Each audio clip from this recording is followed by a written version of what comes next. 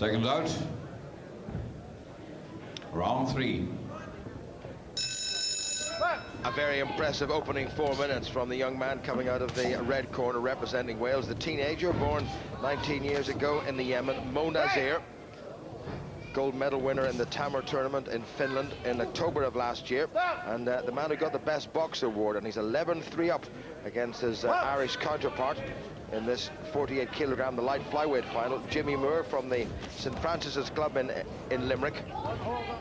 Not to be confused with James Moore, who got a bronze medal in the World Championships in Belfast 4 years ago and was captain of a very good Irish team on that occasion. So 11-4 then to Nazir, who's looking very comfortable. Good left hand from the Irishman, and that will teach Nazir, I think, to keep those hands up a little bit. And Nazir gets through with a right of his own. Surprised that one didn't score. Yes, it did. A little bit slow now. And remember, this electronic scoring works on the principle that you've got to land with sufficient force with the knuckle part of the glove, which is picked out in white, on the target area, and that's the head or torso. And within a second, 3 of the 5 judges have to press either red or blue button, and that records something. Not the most ideal method of scoring, it's felt, but better than the old pen and paper. Less open to corruption. What have you thought of Nazir so far, Richie? Yeah, he's totally in command now for me, and he's showing it in this round. His confidence is sky high. He keeps switching from orthodox to southpaw. His hands are very low, very relaxed. Yeah, he's a talented lad. He's got some lovely moves, good footwork, and it's been a really impressive performance from the Welshman. A little bit of a caution there to Moore. In Finland last October, Nazir had a terrific win over the hugely experienced Harry Tanimore from the Philippines, who's been around the world scene for quite some time. And in his final, he had a complete shutout, 20-0 after 2 rounds against the American Vincent Montoya. So Nazir very much the man in form, and very much a serious prospect for a Commonwealth medal. 10 points between them, not perhaps as convincing a round as the second, but Nazir doing just enough to stay ahead. And Tony Williams, as coach, whom Richie Woodall knows pretty well, will be rather pleased with that, won't he? He certainly will, and obviously he was at the Seoul Olympics with myself and Kevin Hickey as the other coach, but Tony Williams, great coach, and there's some action there from Nazir. Just moving out of the way, he gets caught with the jab, but he also lands a left of his own. That's lovely stuff from him there. Good lateral movement. 16, just about read that and no more. Made a decent contact. Judges: Seamus Kelly, Ireland at 1, Andy Caulfield, Scotland 2, Alvin Finch of England at 3, Ken Gray, Wales 4, and Norman Walsh. Final words then from Tony Williams. Knows that his man is comfortably in front, has got a 10-point cushion, and is looking good for the Six Nations title. Billy Walsh, a former Irish champion and national coach, has a word with Jimmy Moore right at the end. So it's going to be a very tough task for Jimmy Moore, the Irish champion for the last couple of years, against the Welsh teenage sensation. Not the only Welsh teenage sensation in this squad, more of the second, I'm sure, a little later on. But Nazir now 16-4 up, and he does the right thing at the start of every round. He gets in and he nicks a point or two, and that just keeps the other guy really on the anxious side. Yeah, and what he has to do now, Jimmy just doesn't want to be too relaxed, because he's got a very low guard, and Jimmy Moore's coming forward now. He knows he's behind, and you know, like every Irishman we've ever seen box as an amateur, they're always full of grit, and he's just going to keep coming out, the Irishman. Well, Nazir's good punching, especially that right hand, has bloodied the nose of Jimmy Moore. Nothing to worry about at this stage. And again, Nazir, the hands are a little bit on the low side, and you know, against somebody a little bit quicker than Moore, perhaps he can be punished. But Nazir's starting to enjoy this. He's up on his toes, he's bouncing. He's really enjoying it. Don't hold. Been living in Wales now for the past 13 years. Moved there when he was just 6 years of age, having been born, as has been mentioned, in the Yemen. Under a minute to go, 19-4 now. That's a very nice gap. 24. So it's been very comfortable for Nazir in this last round, because Moore so far hasn't picked up a single point. 30 seconds remaining, and looks like it's going to be a Four Nations gold for Wales. And who's to say that this Four Nation gold won't be transmuted, look at the translated into a gold in the Commonwealths. Look at the confidence from Nazir now. The movement is superb, and he's just coming back with those single shots, those singles right hands. Jimmy Moore, he's just walking onto them, but very impressive from the Welshman. Nazir looking very relaxed, a little bit on the arrogant side, but there's nothing wrong with that, as long as you're not being too disparaging toward your opponent and showing him disrespect. But Nazir has boxed magnificently in this last round in particular, and look at that, 24-4, 20 points of a gap, and Mo Nazir at 19 is the 2006 Four Nations champion without a shadow of a doubt. Good performance, particularly in that last round, which showed him at his best in terms of moving away and keeping out of trouble, but picking the man off. Wonderful, almost like a little backhand flick. Sheer arrogance there. Yeah. And there's another couple of good shots. 1, 2, 3 scoring shots in that particular sequence. There it is again. Same shot, different angle. And Moore really had no answer to the faster hands of this very talented Welsh teenager. Mohammed, you seemed to relax into the contest the longer it went on. Yeah, I did in the first round. I thought that was a bit slow in the second round. But I got into the rhythm. He was tired, obviously, in the third and last. And he was open. So, you know, that's why you can see in the third round and last round, starting to enjoy it and catching him with these shots. A lot's expected of you back in Wales. Do you feel under pressure to put on a good performance and a sparkling performance? Yeah, I mean, yeah, obviously everyone knows about me now, winning the Commonwealth title and Tama, and obviously, you know, the Four Nations. So, you know, it's going to be a pressure on me now, especially for the games, you know. But, you know, it's just the way it's going to go. It's going to go like that. Will that performance you produced tonight be good enough to take you a long way at the Commonwealth Games, or will you need more? I think I need just one more fight, you know, just to chop me up. But I think that, I mean, it's all good. I mean, he's such a strong boy. Obviously, I need that, like, you know, because, you know, in the Commonwealth Games at South Africa, obviously, they're all strong, and, you know, just give me a great fight. And you can see him, obviously, in Melbourne in a few weeks' time. Now, here we go then with Stephen Smith on his way to the Commonwealth Games as well. This is the 57-kilogram class. He's up against Ross Hickey of Ireland. Seconds out. Round 1. Stephen Smith of England. He's a little short, chunky fellow. Once again, is giving away a fair bit in terms of height and reach. In his semi-final, it was against the tall, spindly Welshman Darren Edwards, whom he overcame. And equally so, he's got another fairly tall fellow, and this is the Irish teenager Ross Hickey, runner-up in the Irish Senior Championship finals this year. So Smith from England against Hickey from Ireland, and Smith, I guess, Richie, has got a fair bit in terms of family tradition to continue. Yes, he certainly has, hasn't he, with his brother being Paul Smith, who's Commonwealth Games silver medalist back in Manchester 2002. And the Smith family, big boxing family, and Stephen is one of the most talented of the family. Good left hand and then a good right to follow up, and the right didn't quite score there. So Stephen Smith 3-0 up against the teenage Irishman Ross Hickey in a semi-final. Had a 21-10 win over Jason Hasty from Scotland. Stephen Smith had a real toughie, 12-11 against the Commonwealth Games representative from 4 years ago, Darren Edwards, the reigning champion, and that was quite a scalp for Stephen Smith. Had to get inside the long arms of the Welshman, did it pretty successfully, and he's doing something similar to the slightly less experienced Ross Hickey. Just watch that shoulder from the referee. Yeah, he's boxing very well here, Stephen Smith. He's got the tactics spot on, his feet are fast, he's throwing plenty of right hands, and he just surprised, I think he just surprised Hickey with that fast footwork. Less than 30 seconds to go, and Hickey still to record a point in this computer scoring system.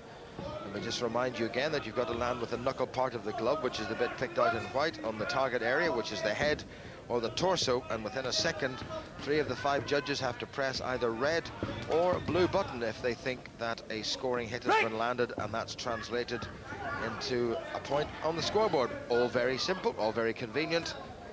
Maybe not perfect, but that's the way it is. So it's been a good opening round by Stephen Smith, a very busy opening round by Stephen Smith, and nods to his opponent Ross Hickey. And Terry Edwards will be pretty pleased with that opening couple of minutes from his young charge in the featherweight division. Contest number 19, referee Ray Morley of England. Judges, James Kelly Ireland at 1, Andy Caulfield Scotland at 2, Sonny Coombs Wales at 3. That was a good opening round by Smith. It was a great round. His tactics were spot on, Jim, and he landed really well with the, especially with the right hand. And yeah, perfect display in that opening round. There's a very good sequence coming up to the Commonwealth Games, which he'll be attending in Melbourne, and you can follow his progress like the rest of the English, Scottish, Welsh and Northern Ireland boxers with us here on BBC television. Every single contest, I'm allowed to be informed, Seconds out. will be on BBC Interactive, so it's going to be a Round busy 2. time for R. Woodall and Jay Neely. Second round of this featherweight final, 57 kilograms. Runner-up from 4 years ago in the 51 kilogram division, 6 kilograms lower, is Ross Hickey of Ireland, 19 years old, just 17 at that stage. He's grown quite a bit and he's stretched out quite a bit, but he's finding it very difficult to come up with the goods against Stephen Smith, who's boxing very beautifully and very purposefully. And what I like about Smith, Richie, is that he doesn't waste a single punch, does he? No, he's boxing excellently here, Jim, and Hickey has got to just try and beat Smith to the punch. He's too slow at this stage, but fair play to Stephen Smith. He really has took the initiative here. Well, Hickey has come back and has picked him off with a couple of shots, so it's looking a little bit more respectable, but Smith has stretched it out to 8 points, midway point in this second round. It's been a good performance from the short, chunky Smith. His brother was a 71 kilogram man, got the silver medal 4 years ago, not quite 4 years ago, in Manchester. 12-3 to Stephen Smith. Boxes out of the Rotunda Club in Liverpool, which is rapidly becoming the centre of excellence for amateur boxing throughout England, thanks to a lot of work by a lot of people, particularly Paul King, who's now the ABA Director of Boxing. The right hand for Stephen Smith has been the key to his success here. He throws that right hand and then he follows it up, but always with the left hook after it. Great combination against the southpaw, and that's what's been getting through. Yeah, 15-4. It's looking pretty impressive for Smith against the southpaw. As his left foot slightly inside that of Hickey, which would perhaps allow him to walk onto a couple of shots, but it hasn't bothered him so far.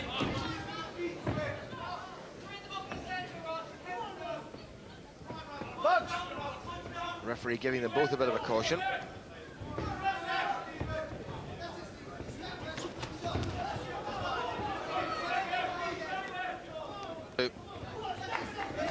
Hickey's reactions just haven't been fast enough for me, Jim. Yeah, and at this stage, well, you wouldn't bet against Stephen Smith winning another title. He's looked pretty comfortable all the way through.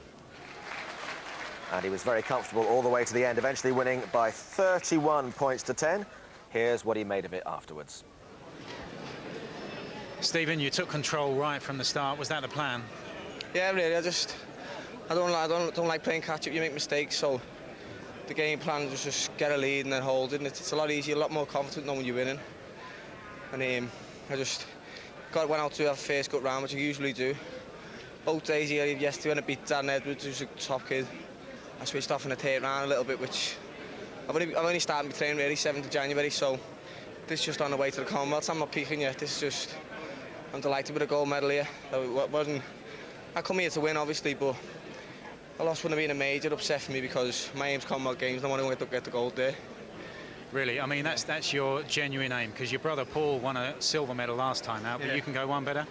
I mean, it's pressure anyway. There are people who just know the name, the Smiths in Liverpool, know they think Paul's got a silver. People like compare us, which we don't ourselves, and people think if I go there and come in at less than a silver, he's not as good. And it's a bit of pressure going here, but I'll thrive on it. I know I can go and get the gold, and I'm a lot better now, 57, I'm comfortable, so I'm going to get that gold and bring it home. I wonder what the Smith household was like 10 years ago when those two brothers were growing up. There must have been a bit of sibling rivalry there, I'd have thought. No space on the shelves with the trophies, that's for sure. How good's he? Listen, I like Stevie a lot, and especially, he made a point there. He said he's only been back in the gym a while. You know, it's only the first week in January he came back to the gym. It's the first week of February now. He's going out to Bulgaria to a tournament. Hopefully he'll get 2 or 3 fights there. And Mia knows how important it is to get 2 or 3 good fights. Then he goes out to the Commonwealth. We may not even see the best of him in the first few days at the Commonwealth. It might take him about 6 bouts this year, which will take him, in my opinion, to about the quarter-finals, semi-finals, and then he'll roll on. When Stephen Smith finds his eye, he's a fantastic little fight, and he can sit down on his punches and bang when he wants to. I like him a lot. How difficult is it, actually? You know, you've got to peak at the right time, haven't you? It's absolutely no good being brilliant in January and hopeless in March. So how important is it from the individual and also from the coach to plan it systematically? Yeah, it's very important, and I think what they need to do is, like, they're going to take it to Bulgaria. I think that's going to do him a world of good. Hard fights, Kazakh, that sort of thing. Yeah, there's going to be some tough opponents out there, Eastern European boxers, I'm sure Terry Edwards got a programme there and is going to peak the boxers at the right time. What do you make of Mo Nazier, the first fight we saw there? I think he's a brilliant fighter. He's young, Yes. quick, and he's got that like Nassim Ahmed style, and he hands are low. Yeah. Especially for an amateur, you never get amateur with hands that low. No, you remember that other kid we saw, that 16-year-old kid, Khalid Saeed, the English Yeah. kid, same weight, John, won the Same weight. World Under-17 Championship. Now, this is a young kid, so you've got a 17 and a 19-year-old, both originating in the Yemen, both fast, both flash, both can talk, both can fight. Not a bad little future there. No, absolutely. And listen, I must just ask you before we move on to our next fight, because I was looking in boxing news this week, just one little paragraph that just catches your eye, and we saw Barry McGuigan being Commonwealth champion back in when he was 7. 1843 or whenever it was. Anyway, Barry McGuigan's son, Shane, has just won his first contest in 12 seconds. How can you do that? By the time you've touched gloves, it's over. Well, I mean, what's your fastest? It can't be 12. About 17 seconds. 17 seconds, yeah. your quickest. So what, you just That walked was out, very whack, quick, and that was it? That was quick as well, yeah. That was like when I would put the gum shield in and I walked out and it was finished. That's a 12 seconds is that's is ridiculous. Is a time. I mean, that's a strange old story, that, because he's 17 years of age. He's got an education. He must have just been driving Barry mad for years. Dad, I want to fight. Dad, I want to fight. And Barry's obviously said, go on, you can go and box. He's 74 kilograms. It's a big old lump. He's not small. About the same weight as Barry now at the moment. Hi, Barry. Right, let's move on. Where are we going to now? 64 kilograms we're at now. This is Jamie Cox of England. He's fighting David Nevin of Ireland, and we're going to pick it up right at the start. All in white is the defending Four Nations champion, just still 19 years of age, and the reigning ABA champion from the Walcott Amateur Boxing Club in Swindon, Jamie Cox. His opponent is from County Cavan, David Nevin, the Irish runner-up in this year's Irish Senior Championships, the Ulster Senior Champion, but because he lives in County Cavan, which is in the Irish Republic, he's not eligible for the Northern Ireland Commonwealth Games squad. So David Nevin, representing Ireland, against Jamie Cox from England. Jamie Cox will be going to Melbourne, and great things are expected of him, but this would do him no harm whatsoever if he could win this contest against the shorter, chunkier Irish runner-up. That's the makings of a bit of a battle, Rich. Yeah, it certainly does. There's not a lot in this fight early on anyway, in the opening minute. Cox has landed with some good shots, but Nevin himself has got through some lovely straight left hands. Well, I suspect that the instructions from the Irish corner, Billy Walsh and Tony Davitt, have been going and trying to ruffle this young Englishman's feathers. Stands a little bit square, Nevin. Yeah, and the problem he does have when he throws that left hand, his back foot actually comes around, and that's what makes him square, and then he's obviously open. But he's strong, he's a strong kid. Good left hand went in there from Jamie Cox. Didn't score, and the Irishman has leveled it up. Remember, you've got to land with the knuckle part of the glove in the target area, which is the head or torso. And within a second, 3 of the 5 judges must press either red or blue button. And if they do that, then a computer scoring point is registered. And at the moment, it's been 3 apiece. Busy round this. Cox just taking his time. Got himself caught. I think Cox just needs just to slow down a bit, Jim, here. He's gone off too quick and he's getting caught. That's better from him.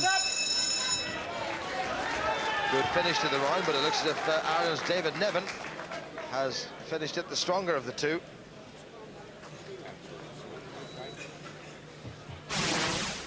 So what a busy opening round that was. A couple of southpaws, first time we've seen them in the finals. And it's Nevin who just kept coming forward. Cox trying a little bit of variation going into the body, but the sheer strength of Nevin, beaten by Dermot Howell in the Irish senior finals. But very strong and very aggressive at all action. Comes out from behind a real peekaboo style, as they used to say. Falling short, and that was a good right hand by Jamie Cox right at the end of that little sequence. That's a good one. That's nice.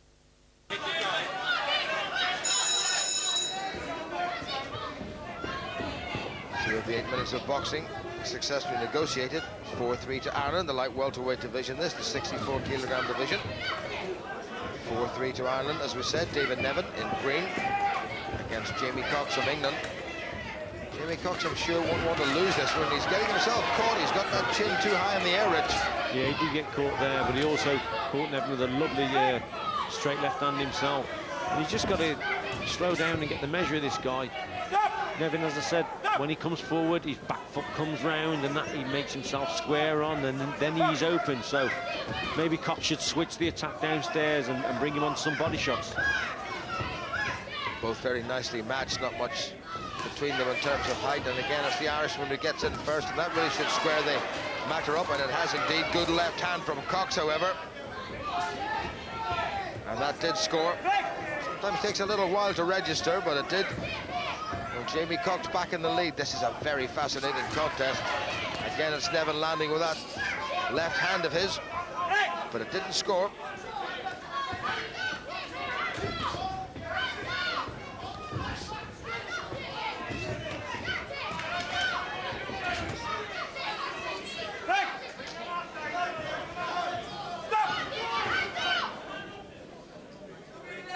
Yeah, sometimes here you've got two southpaws, and sometimes that can tie each other up, you know.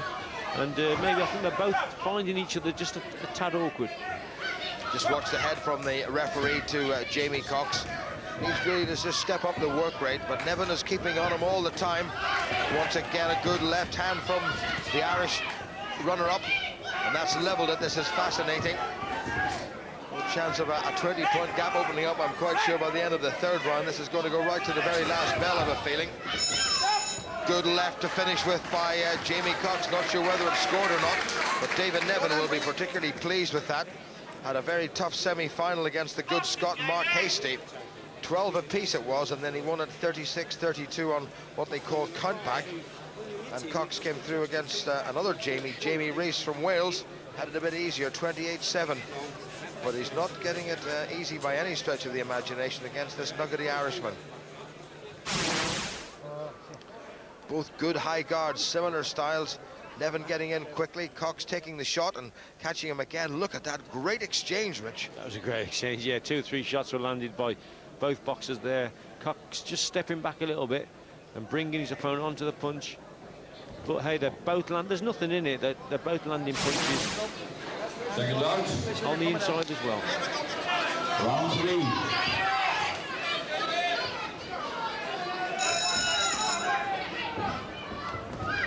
So into the second half of what really has been an absorbing contest, the closest of this tournament so far, and a big ooh and an ah from the Irish contingent here in Dublin. But interestingly, that little flurry, which looked as if it might have produced something for David Nevin, didn't in fact. Just 19 years of age, remember. Ulster senior champion. Got to the final of the Irish under-21s last year, and then got to the final of the seniors. But 2 years ago got a gold medal in the Four Nations junior tournament, so certainly has a good pedigree. And Jamie Cox has just edged ahead for the first time, well, really since the first round. Well, that was a lovely little right up to the body there from Cox, and I'd like to see him throw more of those shots. He certainly walked onto it, the Irishman. When you've got two men with high guards, somebody should say, just try it, not all the time, but you know, look and see, and if it's right, try it. Yeah, and because the Irishman Nevin rather, he comes a little bit too square with that back leg coming round, then he's open to the body shots. Well, what a good contest this is. They really are very nicely matched. That was a good exchange, and Nevin came back with a good right hand and has picked the point back. But Cox, and that's the biggest gap there's been so far, 2 points between them, 10-8, what a belter. Well, well, well. Now that's a little bit unfortunate, because that's going to cost David Nevin 2 points, and that should be 2 more to England's Jamie Cox, so that should make it 12-8. And Nevin really will come battling back. Well, there it is, it's on the computer scoring now. Yeah. When you do give away that standing, or that warning, you don't lose 2 points, the opponent gets 2. Well, that's really fired Nevin up now, that has. He knows he's lost 2 points there from that warning. He's just coming out all guns blazing. I mean, great sustained attack from Nevin. 3 between them, so Nevin has pulled one of the points that he lost back. And this, as we said, is going to go all the way. Nevin, wonderful left hand, might just have landed. He got himself caught, though, in that exchange, walked onto a right, which counts as 1 point on the computer scoring system. At this stage, you won't worry about that standing 8 count, but what a good way for the round to finish in terms of the man in white. That's England's Jamie Cox. Amir, 3 rounds gone. What do you make so far? I think it's a good fight, and Jamie's boxing well up to now. They're both going for it, both strong. And James is a tough lad as well, so and it's 4 or 5 points up now. It's going to be a tough last round for him. And you've sparred with Jamie in the past. Would you expect him now to hold on to his advantage? Yeah, most definitely. I think what he has to do now is just keep the pressure on the Irishman, keep his hands tight, and just box him. Look for the single shots as well. Yeah, look for the single shots and work off the jab and get the combinations right and get them in. Thanks, Amir. Sure, thanks. Well, Jamie Cox, delighted to say, is paying plenty of attention to Terry Edwards. He knows that although he's leading in this one, there's not going to be very much between them, and he knows that his Irish opponent is coming, will come out at him like a whirlwind. So one of the toughest contests of the evening so far. Jamie Cox, who's off to Melbourne, 4 points ahead of his Irish opponent David Nevin from Cavan, Irish runner-up, but Four Nations junior champion a couple of years ago, so he's been at this level, albeit a junior rather than senior. And here comes Nevin again, and if it's a toe-to-toe you want, well, I think Cox says, well, in Irish terms, I'm your man. Yeah. And this time it's gone the other way, and Cox leaning in with the head, and that's going to cost him 2 points. So that's going to be 13-11, and we are going to go right down as we said. Well, this has got just about everything. Yeah, this is going to be a good test for Cox now, his boxing skills, because Nevin is coming on strong. Cox has got to learn just to step back and bring him onto the punches. Well, the Irish crowd really getting behind David Nevin now, because he's come right back and he's squeezed past Jamie Cox by a single point. We have a minute to go. This was always going to be an absolute belter, and it is a belter. 14-13 in favour of Ireland, 50 seconds remaining. Jamie Cox, the defending champion, is he going to lose his title? 15-13, Cox needs to do a little bit more now. This would be a significant scalp for David Nevin, and he's added another point at least. 3 points between them.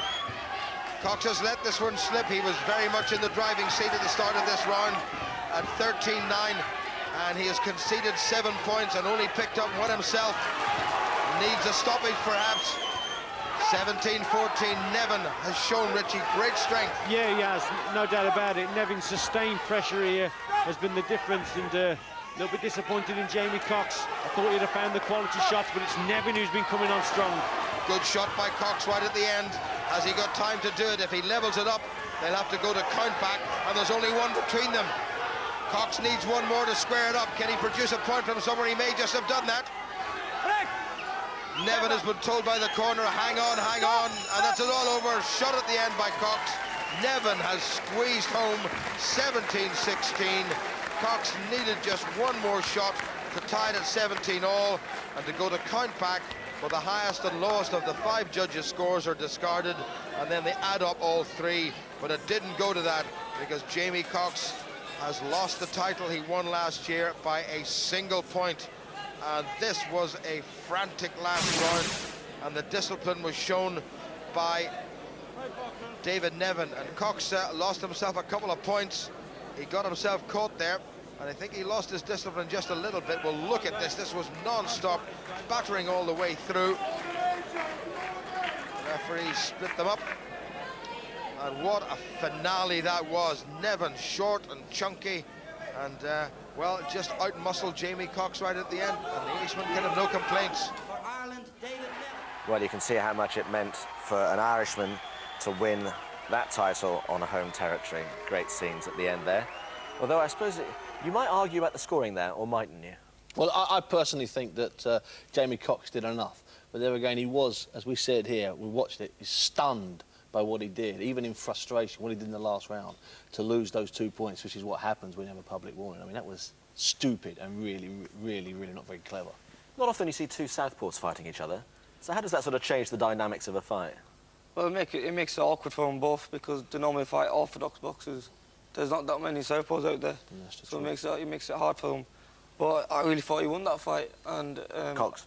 Yeah, Cox won that fight. Yeah, I was sat ringside, and there was a lot of punches there what didn't score. One interesting thing about Cox, and Amir and I were talking about this, we talked about this before, is that Cox is a fighter. I mean, I know they're all fighters. Actually, really what they are is they're boxers and they try and box. But Cox is an old-fashioned fighter, which is why there isn't a pro management team in the country that hasn't got a map of Swindon and been down to visit him and try and do a deal with him. This kid is destined for the pros. He's not going to be here in Beijing. This kid will go pro straight after the Commonwealth Games because he's a natural fighter. And they're trying to make him, as you said, Amir, making him look like an Eastern European, standing up straight. The kid's a natural brawler. He needs to drop down a couple of inches and slug. And if he slugs, he's a dangerous addition. Like Steve was saying, he boxed, was it last season? He had 12 fights, stopped 10 out of 12. So he's a big hitter. He's a banner. I think Box if he keeps that office. style. That's what people want, isn't it? And he's a nice kid. And he's only a baby. He's only a bit older than Amir. Okay. Days. We've got... We're going to see a fight now that... this will divide opinion here, actually, what you make of this contest. We're moving up the weights division again to 75 kilograms this time. And here's Darren Sutherland from Ireland, who really does pack a punch, against McKelvey from Scotland. We're joining it at the first round for reasons that you will see. Second out. Round one. Well, one of the hottest properties in Irish amateur boxing is the man in the green vest, Darren Sutherland, the 23-year-old quarter-finalist in the most recent World Championships in China, and he's in against Andrew McKelvey from Scotland, deputising for the injured Craig McEwen, who's been chosen for the Commonwealth Games. And we wish Craig McEwen, whom we've known for quite some time, around tournaments like this, all the very best of luck. But it's quite a big challenge that faces Andrew McKelvey against the hugely talented Sutherland, who came through by just a single point against the ABA champion James DeGale of England, who will be going to the Commonwealth Games. So Sutherland in green, very, very solidly built. Terrific up. Had a little bit of a dalliance in the Brendan Ingle gym, but decided not to turn pro. Boxes out of the St Saviour's Club here in Ireland's capital, Dublin. McKelvey is boxing very sensibly at this stage, Richie. Yeah, he knows he's in against a big puncher here in Sutherland, and what McKelvey's got to do here is keep that left hand up, because already Sutherland is looking to land the right hand over the top, and that's the shot that could do all the damage here.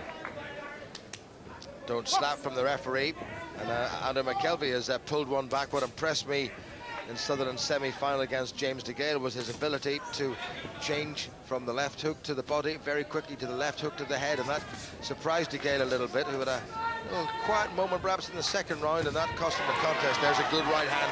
That was a solid shot from Sutherland. Yeah, that's the shot I was talking about, Jim, and he's just lining up now. McKelvey, there you go. There's that big right for the second time. What a wallop that was. And you can see why Sutherland, I think, is being looked at by gentlemen with checkbooks. Irish boxing will do well to keep him. Oh, he's done it again. That's why they want him. And that's going to be stopped immediately. What a finish by Darren Sutherland. And the referee takes the gum shield out of Andrew McKelvey's mouth, and they'll get the doctor in. Once, twice, and then the third time, and each one had successively increasing levels of power. And Darren Sutherland has ended this in the most spectacular of fashions, and our thoughts must, of course, turn to Andrew McKelvey, who's a little bit shaken, and he's going to ask that, well, oft-asked question, what exactly hit me? And the answer is a right hand from this fellow, Darren Sutherland. What a bundle of dynamite he is, Richie. Yeah, that was a terrific shot, and the signs were there from very early on in the round. He landed a couple of good right hands, but that was a terrific shot, Jim, wasn't it? End of the day, over well, the top. Delighted to see, that Andrew McKelvey, not quite on his feet. They brought a stool in, so they'll get him off the canvas. They'll get him on the stool. And you can see why this chap, if they can keep him here, could do some serious damage in Beijing in the next Olympics. Well, it was a lovely piece of variation by Darren Sutherland. There's the first one. Little wobble, put him down. 8 counts straight away. And Sutherland wasn't content just to rest on those particular laurels. There he is, McKelvey's defence all over the place. And what a cracking shot that was, and there was no comeback from Andrew McKelvey. Darren, you bided your time, and eventually the gap came. Yeah, been working on. The trainers have been telling me to work on that shot, feint with the left and over with the right. And just after he went down, I just thought, let's try that. The corner said it to me straight away, and it just landed flush. Like, oh, I felt that myself. Like, that was a good punch, but you know, I didn't feel the best this week. I just had our senior championships last week, so I actually felt very tired. I had a tough fight yesterday, but it wasn't myself even going into it, and just got through it.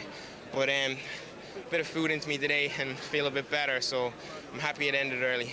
You said there a close one yesterday against James DeGale, the ABA champion. Did you feel when you'd won that it was pretty much job done? Well, I was also expecting there's another Scottish #1, Craig McEwen, and he was actually down to come, and when I didn't see his name, then I assumed then that the guy was an unknown, but at the same time that makes them even more dangerous because I'd never seen him before. So I just stuck to my boxing, and it feels great, 4-nation champion. We've been saying that the checkbooks will be flying now towards you. I mean, would you stay amateur until Beijing and the Olympics? I'm very happy boxing for Ireland. We've got a very good setup with the high performance unit. Gary Keegan, the director, it's going really well, and you know. Is that a yes? Yes, the next Olympic Games would be the ultimate goal. So I'm gonna keep working hard and keep doing what I'm doing.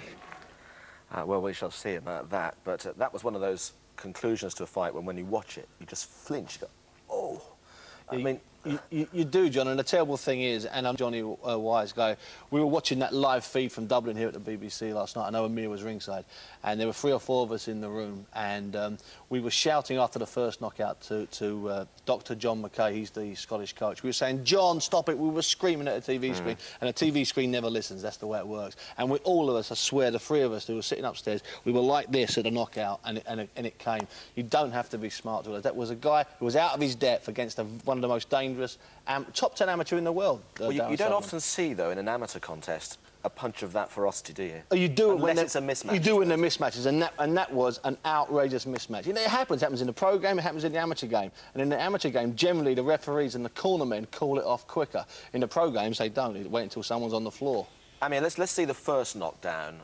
Is this the kind of punch you think that's where somebody should call that off, whether it's the referee or it's his corner? I think the cornerman should have known better to put the towel in. So do I.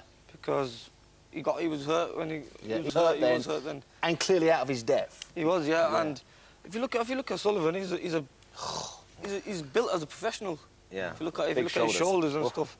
But that second shot... Well, we see the second shot now. I mean, it doesn't matter how many times you see this. You see it coming and you just go... Boom. The second shot was right on the button. I don't think anyone...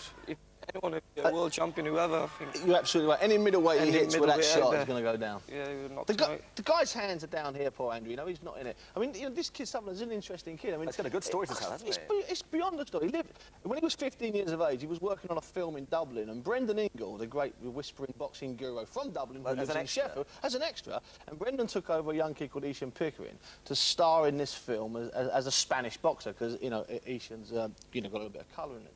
And so they go over there, and they meet this kid, and this kid's parents come up to Brendan and say, look, Brendan, would you take him back with you to Yorkshire and give him a boxing education and a school education? So he comes back to Sheffield, and he lives there for nearly 4 years. He lives in a house with Junior Witter, who goes on to become a European British Commonwealth champion, Ishan Pickering, who goes on to become a European and British champion, and also, and this is the one I like, Owen What the Heck Beck is also in the house, so the 4 of them in this house. And this guy, Owen Beck, he's about to fight the beast from the east, Nikolai Valuev, this new heavyweight champion. 8'5". Yeah, he's 11'7", 29 ton. I mean, so he's in this house. He's 15, 16 years of age. That's why he's built the way he's built, I think. I mean, he's solid.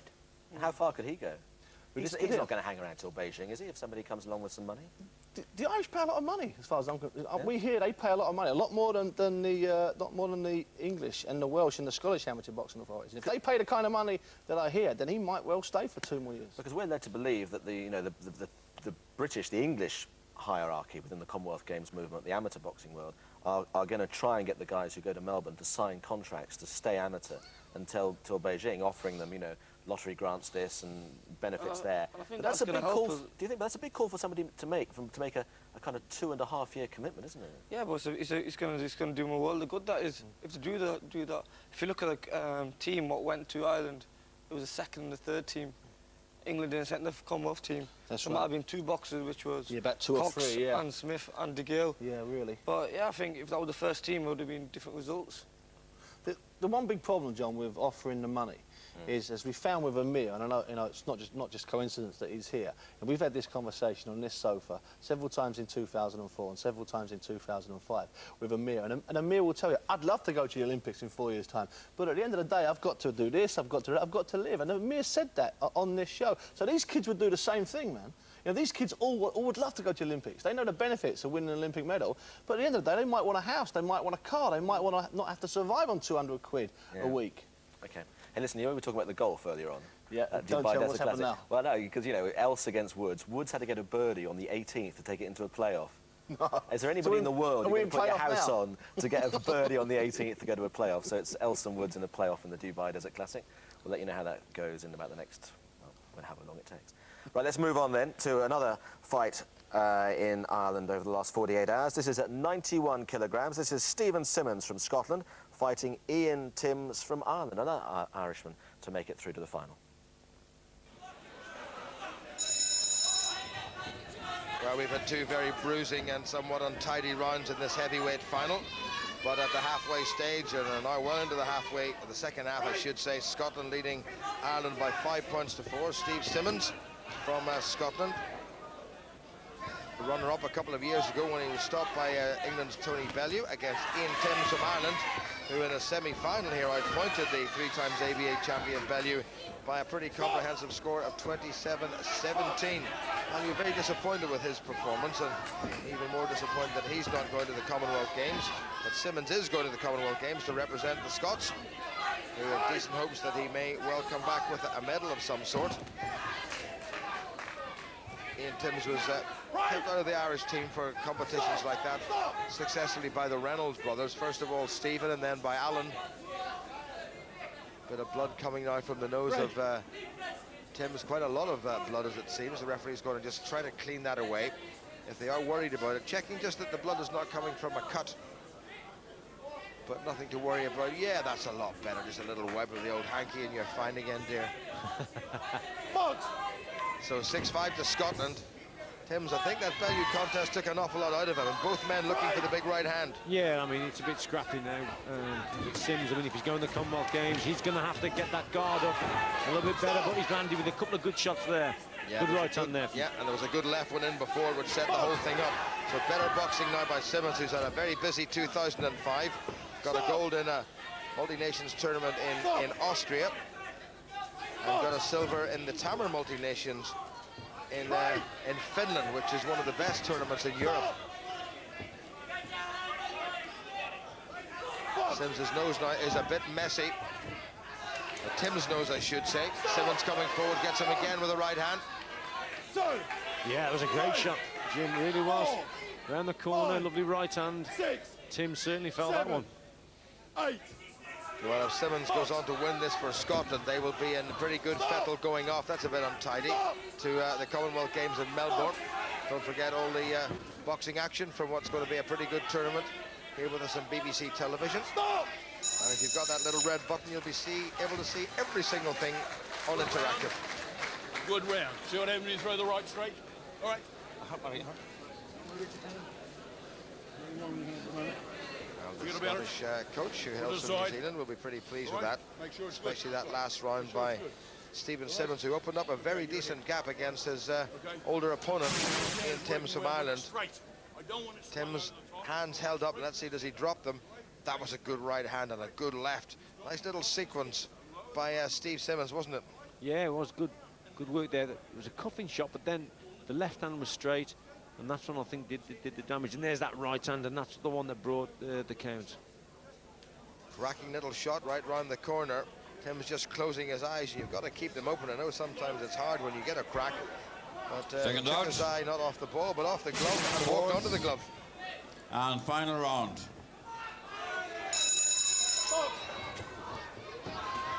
So Timms has a fair old bit to do, and he needs to go some if he's going to deny Scotland a gold medal in this heavyweight division.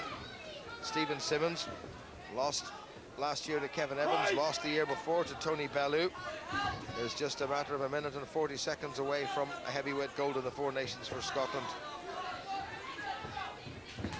Sims coming forward, but there's nothing there. Sims, I think, left most of his contest, most of his energies in a very hard contest with Tony Bellew yesterday. Yeah, it's gone very scrappy, but Simmons here, he just got to stick to his boxing and get his timing right, because Timms is going to come for him all night long now, because he knows he's behind.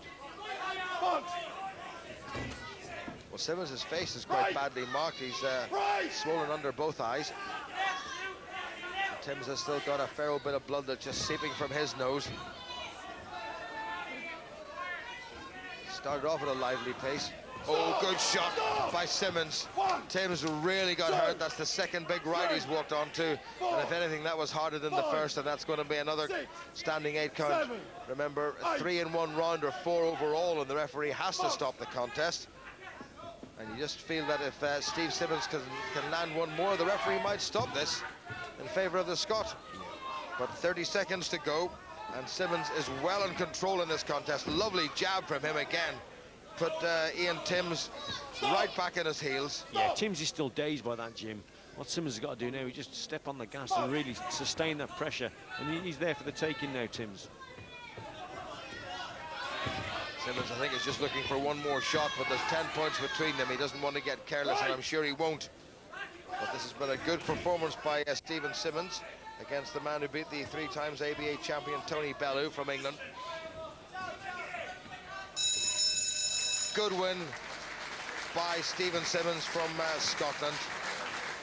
Second half of the contest really stepped it up, and with some very good right hands, forced Ian Timms, the Irishman, to take a couple of standing counts, and although they only count as one scoring point of the computer system, they were enough to give Simmons a serious psychological advantage, and that's a big boost for Scottish boxing.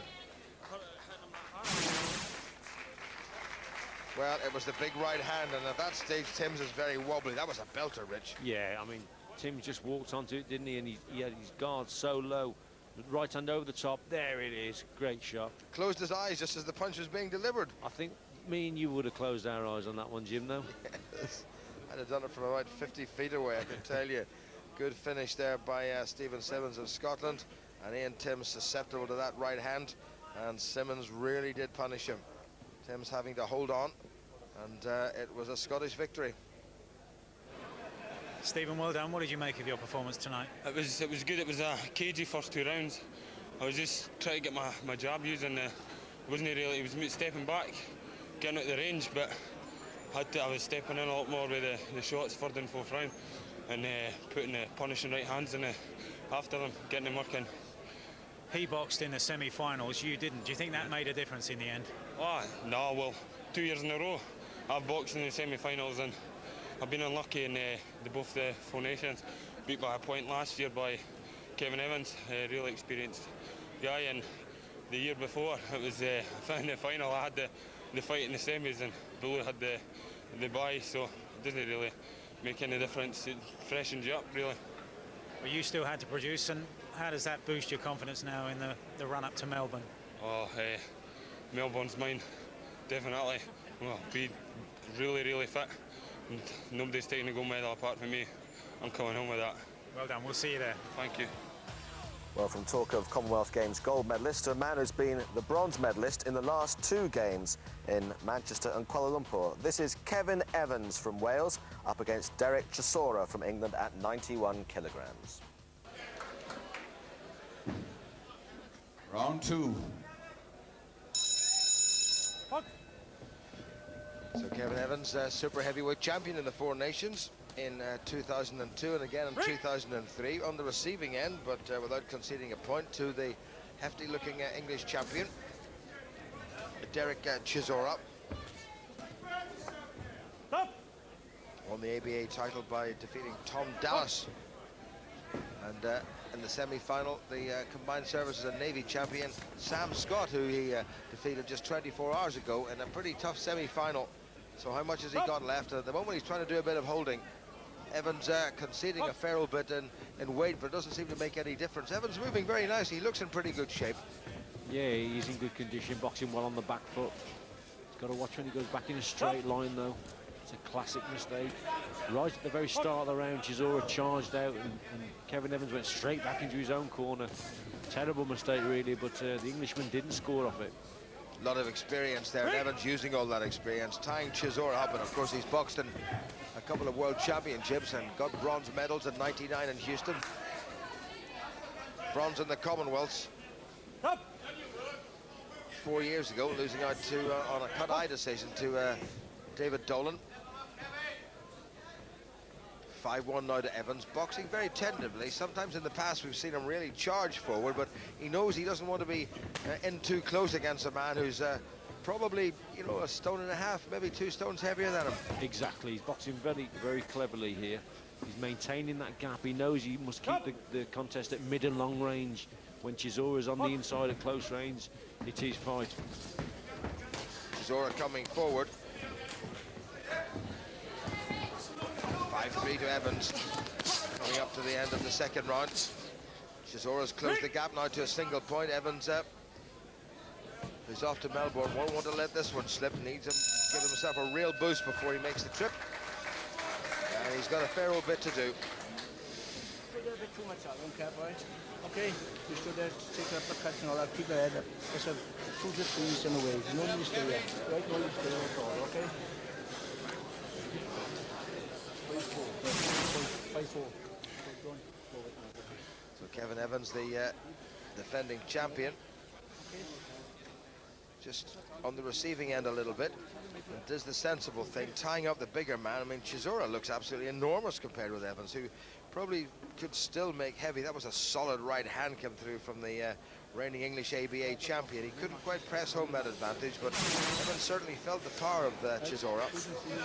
Change angles. When you rush, go down, come all the way down. Okay? Second out. Round 3.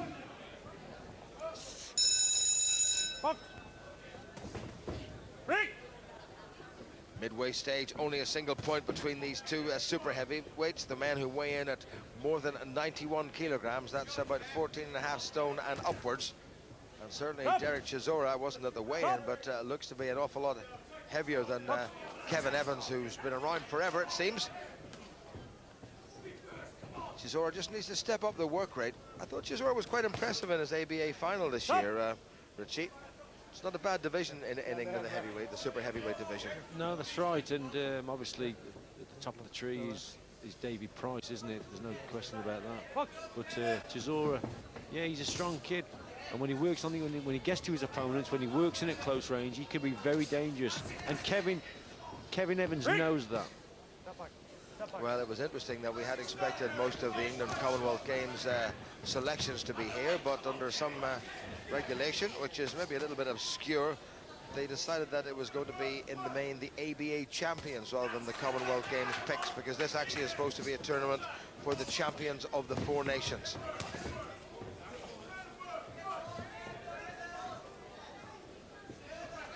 Chisora just fooling around there in the corner, wasn't he? It was a good shot from Evans. It was a right hand. And although he fooled around as if to say it didn't hurt me, it definitely did. Yeah, Chisora came back with a very good left of his own, saying, come forward. And that's good refereeing. Don't do that. Don't clown around. There's always a certain element of etiquette to be observed in amateur boxing. Chisora really coming forward now. Just a few seconds to go to the end of the third, and it's still there for Chisora. Evans maybe just too cute and too experienced for him, but Chisora, I think, has got all the power there. And if he can really land, he could hurt Evans. But Evans has maintained a decent gap all the way through. Better by Evans again. Round the corner right hand, has picked up another very precious point to give himself a little 4-point cushion. Yeah, at the end of that round, a great 3 or 4 punch combination, and the last right hand that Kevin Evans threw got through. Keep out the corner. Good advice from Tony Williams. Keep out of the corner. When you were young, did your mummy tell you don't hang around corners? And that applies in the boxing ring, doesn't it? Well, it certainly does in this situation, because Tony Williams knows that when Kevin Evans is in those corners, he's on those ropes, he's in trouble. He gets caught. There's that right hand Chisora's threatening with. Didn't get through that time, but look, backing his opponent into the corner, and then he lands a right hand to the body. That was a good shot. Doing a little bit of holding in the blind side of the referee, though, Derek Chisora. Second out. 4th and final round. So will the rugby-loving and rugby-playing Welsh super heavyweight Kevin Evans get some little bit of reward for a bit of a drubbing, a trick in him at the hands of the English Rugby 15 by defeating an Englishman to win yet another Four Nations title at super heavy. He's not too far away from doing it. Chisora is very big and very strong. Evans has been a little bit too clever and has closed him down at the right time and has picked him off good round the corner right. Bit of a slap though from Evans, but it did count. Remember, the punch has to be delivered with the knuckle part of the glove, and they obviously at ringside, the 5 judges, at least 3 inside a second, thought that was the case. Stop the old holding there from the Irish referee to the Welshman and the Englishman. Evans being nice and cautious. Chisora trying to squeeze him into a corner, and he's done it, and Chisora launches a big right hand, but Evans has got himself out of trouble and gets his man to the body. Yeah, good tactics there from Kevin Evans. He scored with a couple of punches. Chisora came in, he held, he turned him on the ropes. That's good boxing. Bit of a slap there from Evans, and again when he delivers the punch and Chisora comes lumbering forward, Evans hangs on. 6 points between them. 40 seconds to go. Chisora needs to stop the veteran Welshman. Well, he's actually not that old, but he's been around forever. Rattling up Welsh titles, alternating between heavy and super heavy. Under a little bit of pressure right at the end, but I don't think Chisora is certainly going to outscore him, and he may have to land one big contest-ending punch. Watch it to both of them. That'll give them a bit of a breather. It's been kept at a fair old pace. Chisora holding, and Evans getting inside him. Evans turns his man nicely and is really working solidly inside. Yeah, Chisora will be kicking himself after this contest, Jim, because this is how he should have been boxing throughout the contest. There's a sense of urgency now about his work, but it's too late. Uppercut there from the Englishman went through, but Kevin Evans has won yet another title, and he will be a very, very happy fellow. And that's going to put him in pretty good form as Melbourne approaches. So another victory for Kevin Evans, and gives Wales another Four Nations senior title, this time at super heavy, courtesy of Kevin Evans. Evans getting back into the corner where he didn't want to be. Good left hand from the very, very hefty Englishman, and Evans doing the sensible thing, just hanging on as if it was the Grand Slam Rugby Championship trophy. Loves his rugby, Kevin Evans, loves his boxing even more, has a real good look at his opponent and says to himself, if you get close to me, you can hurt me, and I'm not going to let you hurt me. I'm far too clever for that. Good finish by Evans, played the tactical game perfectly all the way through. Kevin, here we go again. This is like an annual appointment, isn't it? Oh, I'm over the moon again. My fourth Four Nations title. It means the world to me. I'm dead chuffed. He was a good, tough boy as well. I've heard a lot about him. These youngsters are coming up now and nipping at my heels. I got to keep sharp to keep him away. He's going to be a good one for the future, he is. Some of these are about half your age now, aren't they? I know, I'm feeling my age tonight. Yeah, but still enjoying the sport, love it. Really enjoy it. And this was a night for using the experience, wasn't it? Well, it was a trial for me before the Commonwealth Games to see if I could go to the super heavyweight, or if I go get back down to heavyweight. So I think I proved to my critics that I can compete at super heavyweight level. So I'll have a chat to Tony later, and we'll see, we'll most probably stay at super heavyweight now. So you think you'll be going at super heavyweight? You've won medals at the last 2 games. Are you in that sort of shape, you think? At the moment, I'm most probably 60% where I need to be to win a gold in the Commonwealths. This is halfway in our build-up, so I'm pleased with a win at this stage. So by the time the Commonwealth comes, I'm hoping to be there, to definitely be in the medals, hopefully gold. We look forward to seeing you there, Kevin. Well done again. Thank you for your support, thank you. Top man, and that is a sporting nose, isn't it? So anyway, there's confirmation of all the winners at this year's Four Nations Championship, and as you look at that, you can see the name or the word Ireland an awful lot. Just one solitary English victory, that was Stephen Smith, who we saw a bit later on. 2 for Wales, 1 for Scotland, which means that the medal table looks like this. And Ireland 7, Wales 2, Scotland 1, England 1. And Steve Barnes, the thing about that table, is we leave it there, of course, is all those Irish fighters are from the south of Ireland, and none of them are eligible for the Commonwealth Games. Absolutely right. The Irish Championships were in that same venue where you couldn't buy a ticket 8 days earlier, and there could have, in theory, been 11 Northern Irish boxers, all of whom will be on the plane to Melbourne. And as it was, the Republic once again triumphed and had a fantastic night. I bet there was a party that night in Dublin when they had 10 of the 11 champions from the south. The ABA have said that they've targeted 8 English medalists at the Commonwealth Games. Is that a realistic target? Yeah, I'm sure they're capable to get that. You got the likes of Don Broadhurst, Darren Langley and Perkins as well, Stephen Smith. I think definitely there's some good boxers out there who can get medals. I think every boxer's capable to get a medal. Everybody's capable. I mean, people tend to treat the Commonwealths as though it's some sort of joke event. It's not a joke event, as we saw from that little montage some of the African 90 fighters. minutes ago. Exactly. You know, this is we've talked about this before. The Africans don't go to the World Championships, which is not. It makes it a little bit easier to get somewhere near a medal there. The Africans at the lower weights, anything below about light middleweight. God, you know, some Kenyan flyweight, some Ugandan bomber they're called from Uganda, the boxers there. I mean, they're dangerous at those weights. It's tough. Also, in the last Commonwealth Games, David Hay was a bang-on certainty. He was going to win the Commonwealth Games gold medal. He was going to go to the Olympics. He was going to change the face of boxing worldwide. He won his first bout, injured his shoulder, never boxed again. If you remember rightly, John, there were 250-foot-high posters of David Hay all over the UK. So it doesn't matter who goes out there. If you're not in great condition, and if you do something wrong, and if you get a hard draw, you're coming home with nothing. OK, 2 other issues to discuss if we move away from the amateur ranks. Let's talk professional boxing. Let's talk about you.